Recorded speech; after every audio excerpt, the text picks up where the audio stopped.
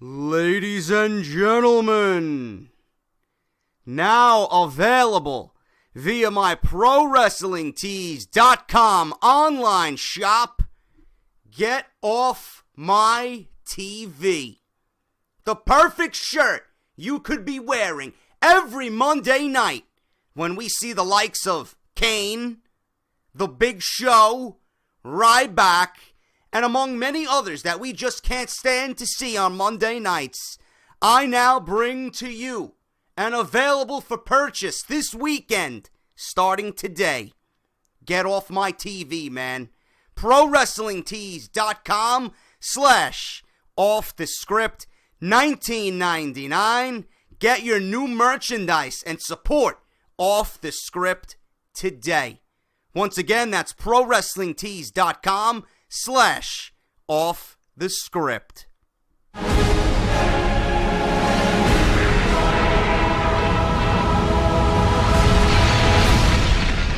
What is going on, guys? JD from New York here.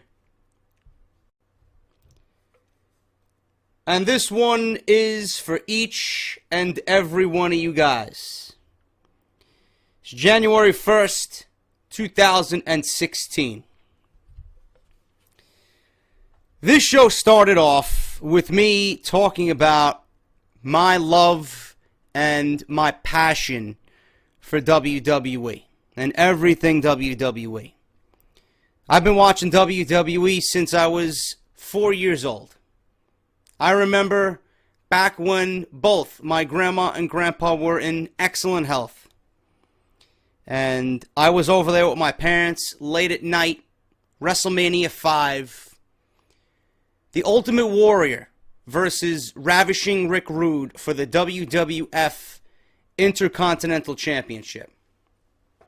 Ultimate Warrior loses due to outside interference from Bobby the Brain Heenan, and Ravishing Rick Rude won the WWF Intercontinental Championship. I remember sitting in front of my grandma's television, crying because of what had happened to the Warrior and how he was screwed out of that match, thanks to Bobby the Brain Heenan.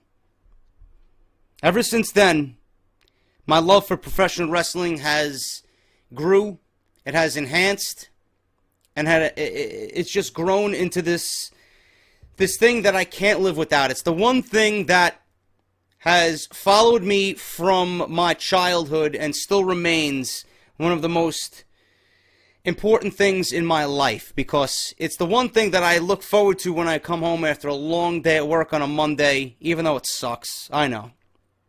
But the passion behind everything is still there. And the reason why I came on YouTube to start doing this is because I love professional wrestling. I love the WWE. I remember when I started this, when it was WWE News and Rumors. I didn't have a name for it.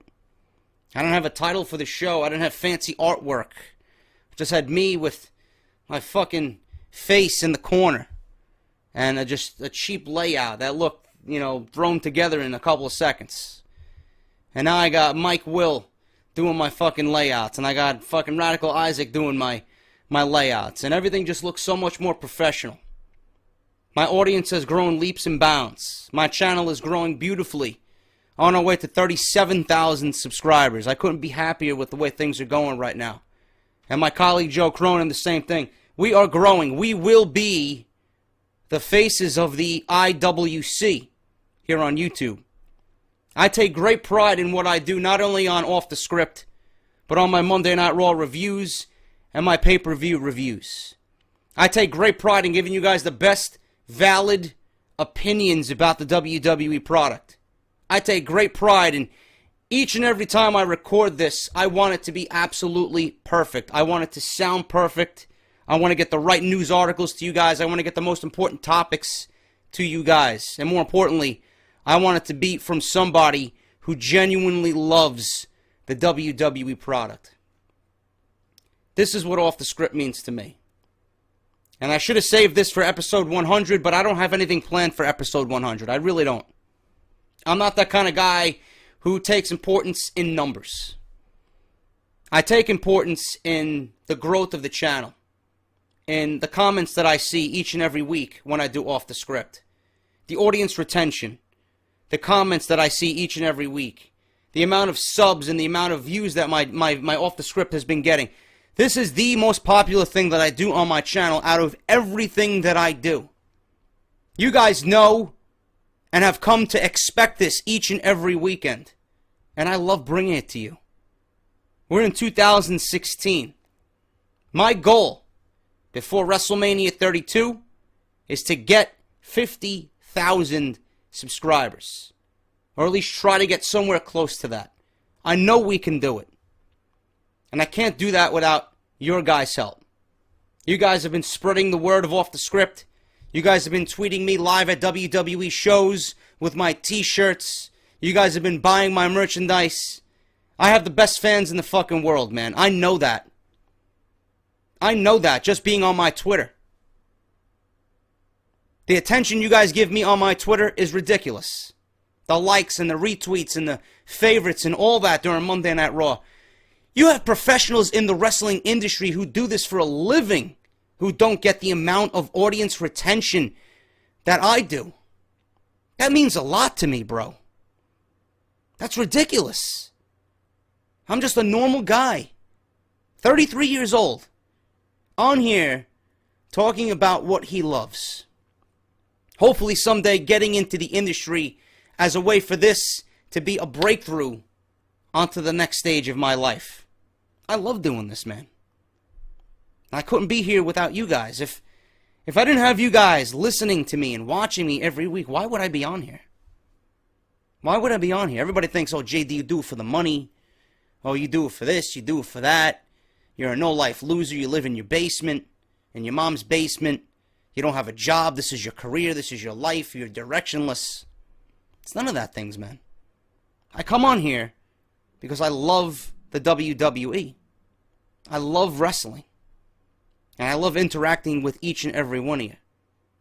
You know, I went to school for communications. I went to school to be a radio DJ and a radio host, and I loved being in and around that environment.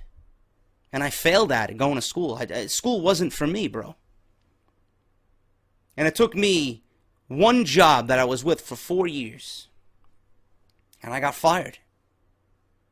And I said, what do I do next? What do I do next? So I bought myself a microphone, I bought myself a camera, and I slowly started coming along. Off the Script was radically different back in the day. It's not like it is today.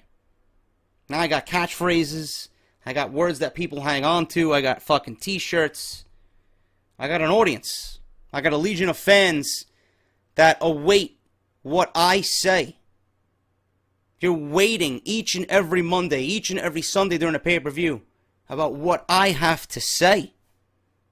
And I'm just like you guys. I'm a normal dude living in the Bronx. In New York. That's what Off the Script means to me. And I want to continue this going into 2016. It's going to grow. We went from 2,000, 3,000 views. Off the Script is now getting fucking 10, 11, 12, sometimes even 20,000 views. A video.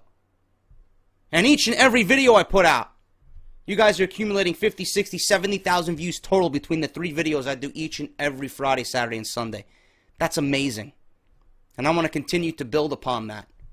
Same thing with my Monday Night Raw reviews, man. 60,000 views plus on Monday Night Raw review. 60,000 people listening to me, man. That's like a fucking Wrestlemania attendance. That's crazy. That's absolutely crazy. And I promise you in 2016, each and every one of you, I'm going to do the same thing, if not better. I'm going to continue to be me. I'm going to continue to give you guys the news and rumors like you deserve. And I'm going to give you the no bullshit, upfront attitude that you've come to know and love right here on Off the Script. And this is for you. Each and every one of you guys, Happy New Year. Thank you for being there for me. Because even when times have been fucking the worst, you guys have been there for me. Okay? And I don't want to get emotional on you guys, but that's the way it is. And that's the way it is, man. And this is for you guys. Cheers to you. Happy New Year. Thank you for being there. And I hope each and every one of you continue to be with me on this journey as we grow this channel to where I know it can be. To be the #1 fucking place each and every one of you come to hear a real opinion, man. From someone who loves professional wrestling and the WWE product. Thank you. And now,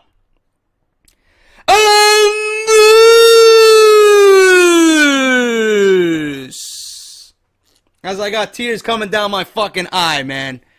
Number 98, part number 1 of the #1 source right here on YouTube.com for everything WWE. This is Off the Script, the #1 fucking podcast in your subscription boxes right here on YouTube.com. Thank you guys for listening to me. It means a lot to me. Off the Script is growing each and every week, and I couldn't be more proud of that, man. Thank you guys so much. If you're not following me on Twitter, at JD from NY206, I'm on there all day long. If you want to ask me questions, interact with me, tweet, live tweeting during all WWE events, that's the place where to find me, man. At JD from NY206. Go out and buy the new t-shirt, man. It's selling like fucking wildfire. Get off my TV. The new t-shirt, the official merchandise of Off the Script, ProWrestlingTees.com/offthescript. Go and buy yours today, man. They do ship internationally, $19.99 in all sizes. Make sure you're representing this show when the likes of Big Show, Kane, Ryback, and everybody else that you don't want on your TV comes on your TV on Monday nights, man. Fucking awesome. And I thank you guys who have already supported and bought the new t-shirt, man. Thank you guys so much. Now, let's get on with the news and rumors, guys. I got a lot of news to talk about in regards to WrestleMania 32. We all know, and I reported this, and it was reported all over the place by Dave Meltzer, that The Rock might not be at WrestleMania 32 due to insurance policy reasons, due to the movie studios where he's filming the movie Baywatch. They don't want him in any physical activity whatsoever. He was thought to not even be there because of the scheduled time away from wrestling during WrestleMania weekend, and he's going to be tied up filming completely. He would have no time for himself. But as most fans know by now, Dwayne "The Rock" Johnson will be appearing at WrestleMania 32 in Dallas. The big question is whether or not he'll be wrestling on the show. This is from Dave Meltzer, and I quote, "I know several people in WWE do believe that he will be wrestling on the show, but management is keeping quiet on what the plans are for him." Dave Meltzer noted that the original plans for the show were The Rock versus Triple H, but those plans changed once an issue came up because of an insurance issue with the movie studio that The Rock is working with for Baywatch. Then the plan was for Seth Rollins versus Triple H, but Rollins got injured, so that caused WWE to start from scratch with their WrestleMania plans. When Johnson landed the Baywatch role, it was said that it would be difficult for him to even appear at WrestleMania, but it looks like something was worked out for him to appear in Dallas. Johnson has been telling people things like, and I quote, "It's going to be big, and this is next level shit," in regards to WrestleMania 32. Plus, he wants to be linked to the show and the press that they will get for breaking the all-time attendance record. Meltzer also noted that there were plans for The Rock versus Brock Lesnar at WrestleMania 30, but things didn't pan out because of the hernia and muscle tears suffered after his match with John Cena at WrestleMania 29. The plan was for that angle to start the day after WrestleMania 29. Another idea that was pitched but never panned out was for Triple H and Stephanie versus Vince McMahon and presumably a wrestler represented by Vince for control of the company. This is just speculation, but The Rock with McMahon in his corner versus Triple H with Stephanie McMahon in his corner for control of the company would be a big hook for the show.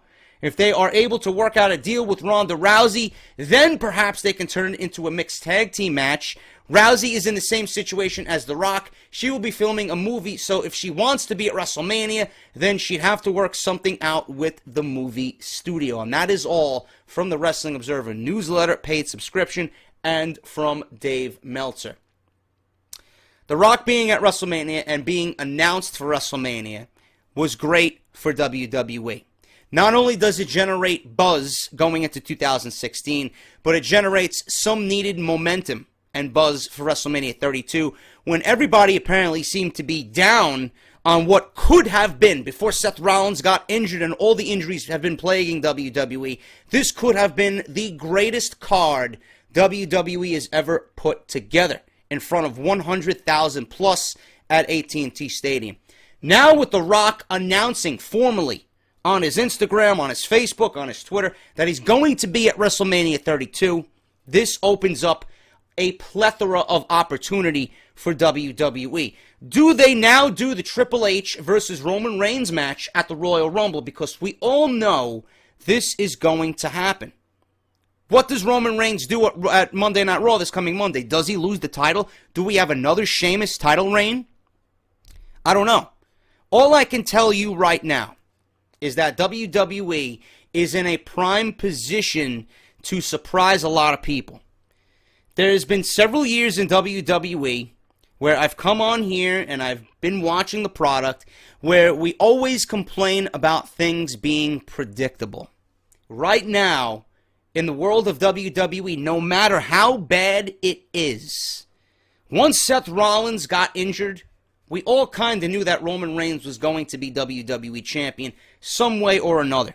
But as we sit here, fresh into 2016, we got a whole new year of WWE to look forward to. Royal Rumble, Fastlane, WrestleMania. Things right now are absolutely unpredictable.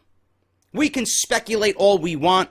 We can say, I think this guy's going to win it. I can say, this guy's going to win it. I can give you reasons why I think this guy should win it, why Lesnar could win it, why Daniel Bryan needs to be back, why Roman Reigns versus John Cena should not be the main event at WrestleMania.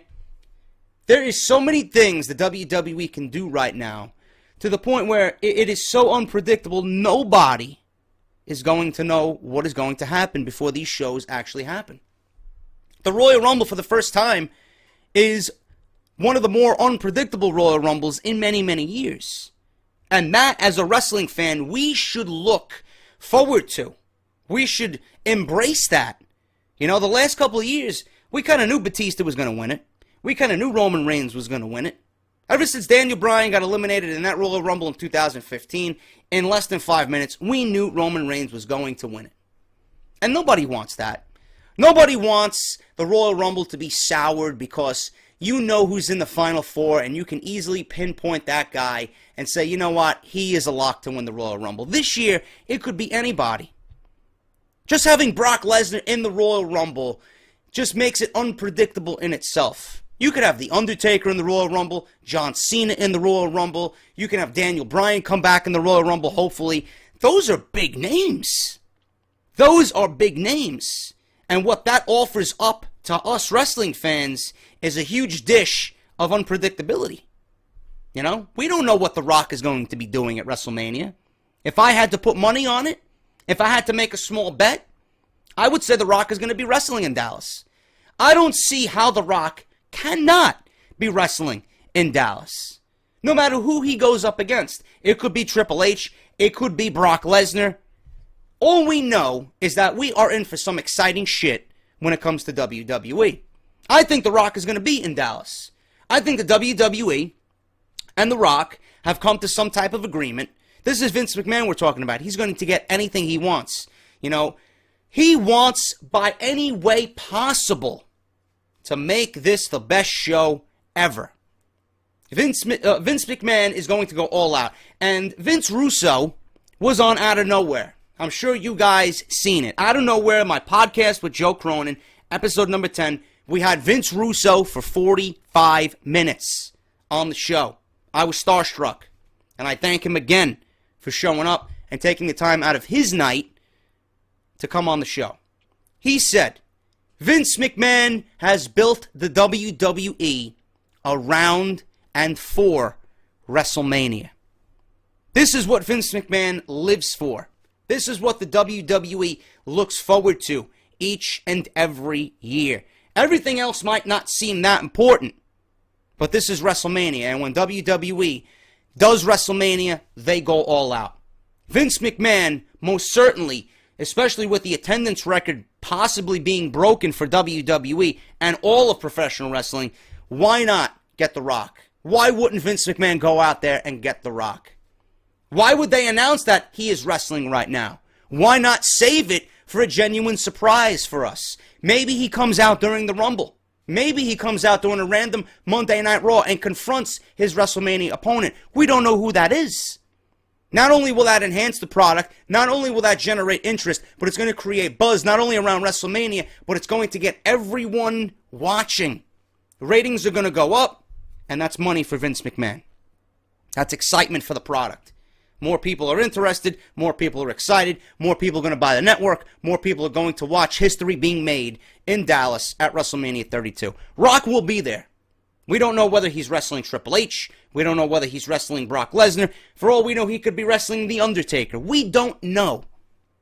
But all I know is if I had to put money on it, Rock will be in Dallas. Rock will be competing. And Rock is definitely going to want to be a part of that in the squared circle, wrestling in front of 100,000 plus, just for the simple fact of saying, I was there, my name is attached to that, and it's going to get me more notoriety, more money, and it's going to be history. Rock will be at WrestleMania 32 in the ring. We just don't know when, and that's not necessarily, we don't know who, against who I should say. We don't know who it's going to be who, and that necessarily is not a bad thing. I look forward to this, and it's going to be an exciting 3 months for WWE. Unpredictable, that's all I ask, man. Keep me on the edge of my seat. Keep me guessing. That's what brings people to this, to talk, and it generates excitement, conversation, and buzz. I like it, and The Rock will be at WrestleMania 32, actively competing in the ring. We just don't know against who. Earlier this week, Ryan Satin of Pro Wrestling Sheet reported that Nikki Bella is still months away from returning to action in WWE.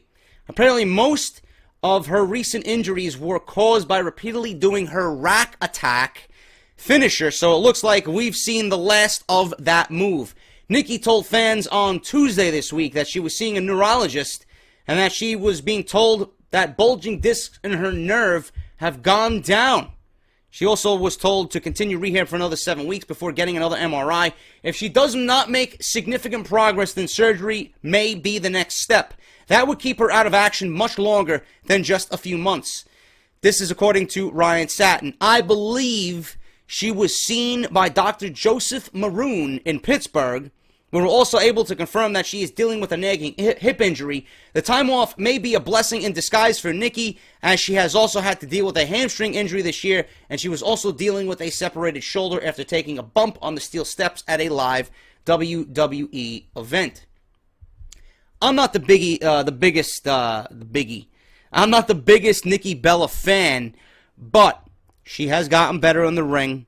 She's not what I typically look for as far as a female wrestler goes.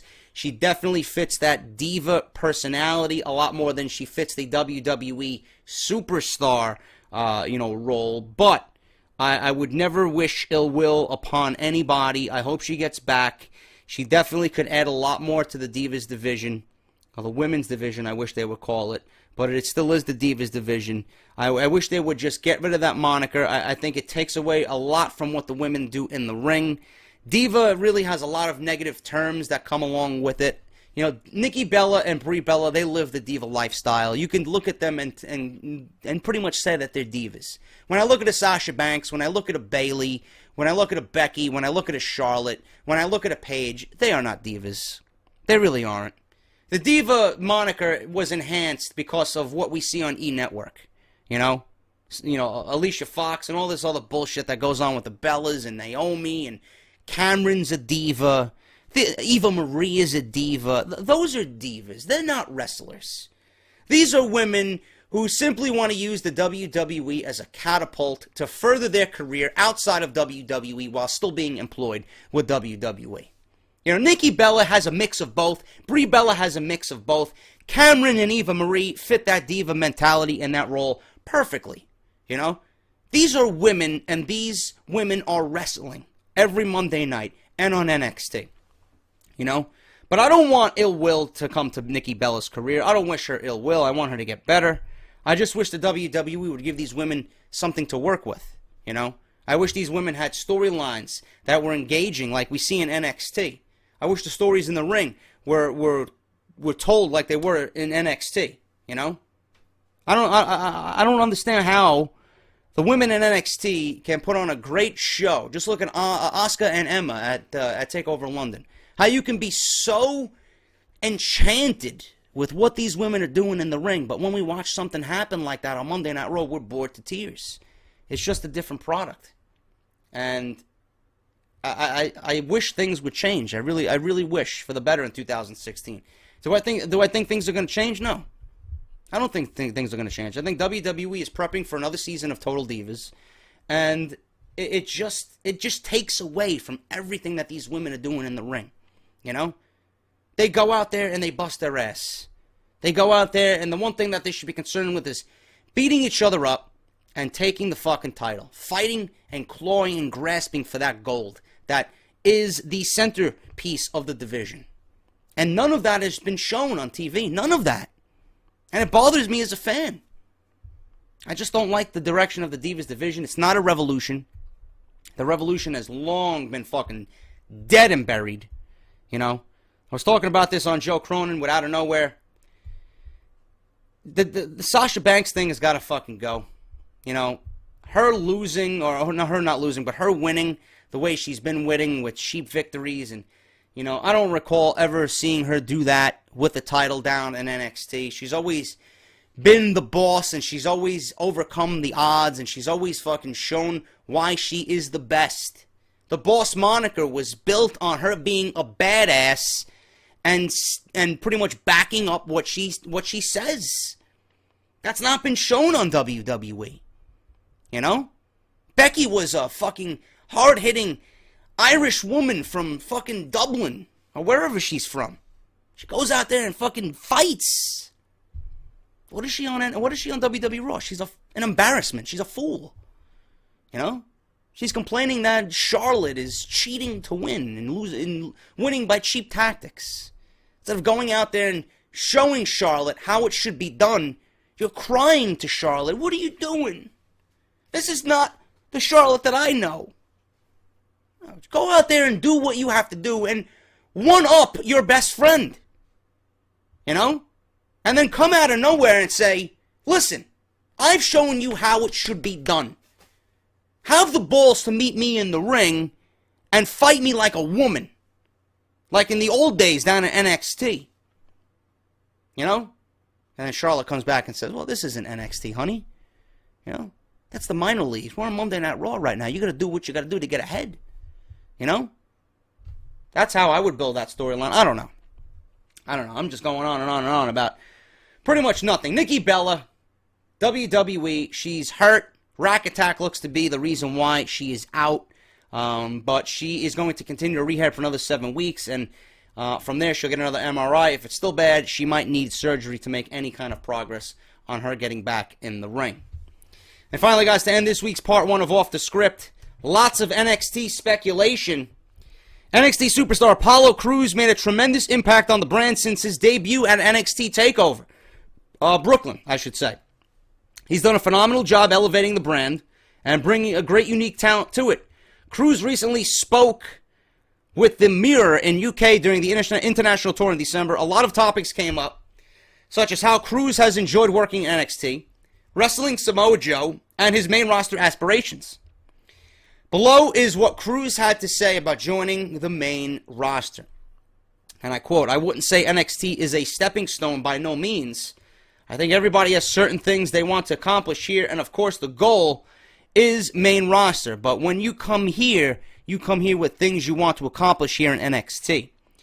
You get here and things start happening. It's definitely not a stepping stone by any means. I think for me personally, if you're a wrestler, NXT is where you want to be. From being down at the Performance Center, starting starting getting on the road more often, traveling to Texas, Brooklyn, Louisville, Sacramento, and now the UK. It's just growing and expanding, and more people want to be a part of this, and more people are getting on board. The WWE Network is a major outlet for NXT, and when you come to a place like this and see the support we are getting, it just shows how big NXT really is. There's a lot of speculation about Crews being bound for the main roster now that Sami Zayn has returned to NXT. If Apollo Crews is main roster bound, it's likely he could make his debut in the Royal Rumble. I don't think Apollo Crews is ready for the main roster, number one. I don't think there's any room for him on the main roster. I would not rush these guys up to the main roster. NXT should be treated like a minor league, man. If you're watching baseball, baseball has minor leagues. Each team has a minor league team that they watch and monitor about who is ready and who's going to make that jump to the majors from the minors. And that's what NXT should be for the WWE.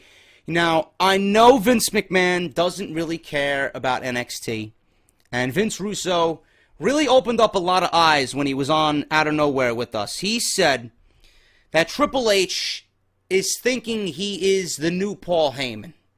And I totally agree with him on this. I really didn't even think about this scenario with that, Triple H thinks he's the new Paul Heyman. You got your small venue down in Orlando at Full Sail University. You got 500 to 1,000 drunk college students who attend the tapings each and every week, that generate excitement, that start chanting things out in the crowd, and gives you that old school vibe of ECW and that old school vibe of this is wrestling, right? Triple H wants to establish that as his calling card. Now, Vince McMahon, on the other hand, he sees this and he doesn't care, because that's not his vision for the WWE, And Triple H has that mentality of, this is mine. NXT is mine. This is my baby. Look at what I'm doing. I'm doing the things that WWE main roster should be doing, but they're not. And a lot of people are gravitating towards what we're doing in NXT because this is what people want to see. Obviously, Vince McMahon is no dummy. He sees this. And he's going to try and overstep Triple H and show him up. Meanwhile, Triple H is trying to show Vince McMahon up with the growth of NXT and all the buzz and excitement surrounding NXT. Vince McMahon is no dummy. He sees this.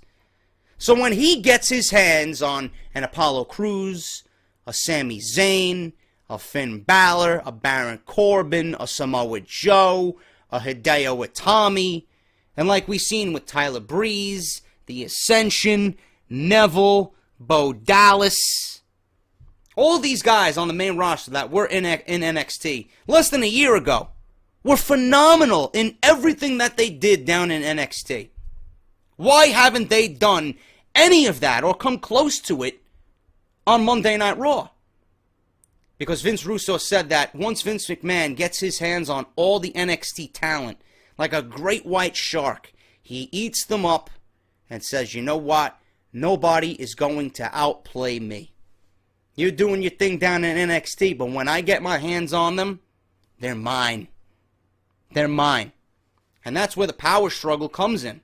The political bullshit comes into play. How you can think of a Finn Balor that way. How you can think of a Bayley that way. How you can think of a Samoa Joe. Even a Tyler Breeze. I love his gimmick. I love what he brings to the ring. I think he could be a phenomenal mid-card champion, IC champion, US champion. WWE just doesn't care about what's going on in NXT. Meanwhile, if you watch the MLB, if you watch Major League Baseball, each and every guy in the minor leagues from single A to triple A is being monitored. Their progress is being monitored. And the head executives on the major league teams are watching these guys' progress and awaiting the right time to call these guys up.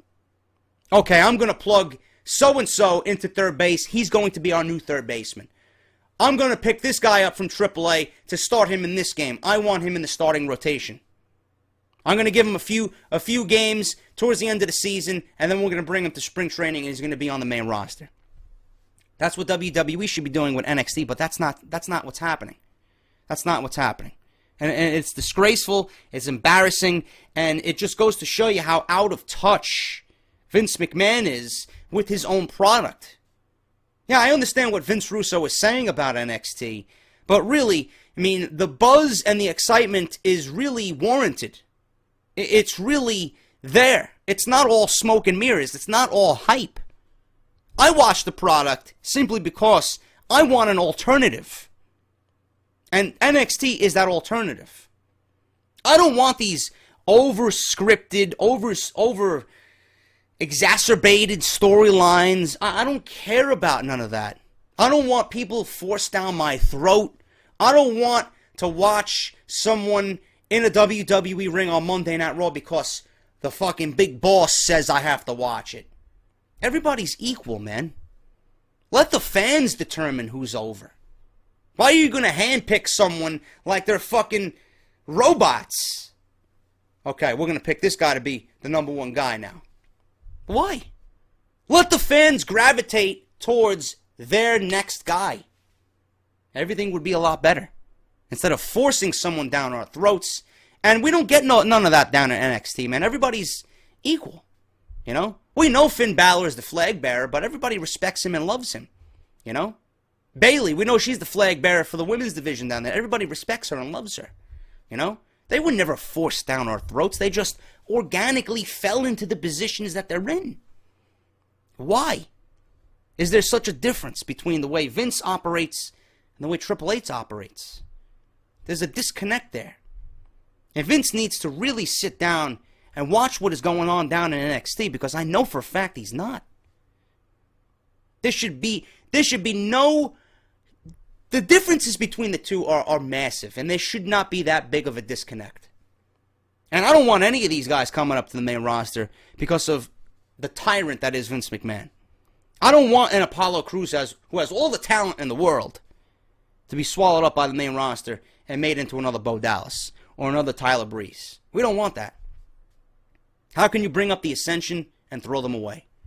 How can you bring up Tyler Breeze and throw them away? How can you bring up a Bo Dallas, who was NXT champion for so long down in NXT, and Adrian Neville, and just throw them away? Why bring them up? Why do they have main roster spots if you're not going to utilize them correctly? I don't get that logic. You're not doing anything with them significant anyway. So why waste their talent? Why pay them for being mediocre when you can pay them to do what they love to do? And that's entertain down at NXT. All those guys that I mentioned, wasting away. And I have no faith in WWE with the current guys they got on the WWE roster to do anything with. And I have no faith at all in WWE to take the brightest stars that they have in the company, like a Balor and a Bayley and a Zayn and a Cruz and a Corbin and a Joe, a Tommy. I don't have any faith in them to bring them up to the main roster and make anything out of them. Because Vince McMahon didn't make them. Vince McMahon didn't make them. Triple H made them. And because Triple H made them, Vince McMahon doesn't want that. Everything's got to be Vince McMahon. Vince McMahon, Vince McMahon. And to me, that's not how a company grows, man. A company grows from within. If Vince McMahon's going to be the end-all, be-all, it's not the way it's going to be, man. Seriously. And like Vince Russo said, WWE will not be where it needs to be with Vince McMahon still in charge right there. Vince McMahon will need to be long gone off this earth for the WWE that we want so badly. That's a shame to be saying that, but it's definitely the truth. That's off the script, guys. Thank you for watching. If you did enjoy, hit that thumbs up. Greatly appreciate all the support. We're going into New Year 2016. Thank you again for being here with me. Don't miss part 2. I got a lot more news to come. As always, this is the #1 source for WWE right here on YouTube.com.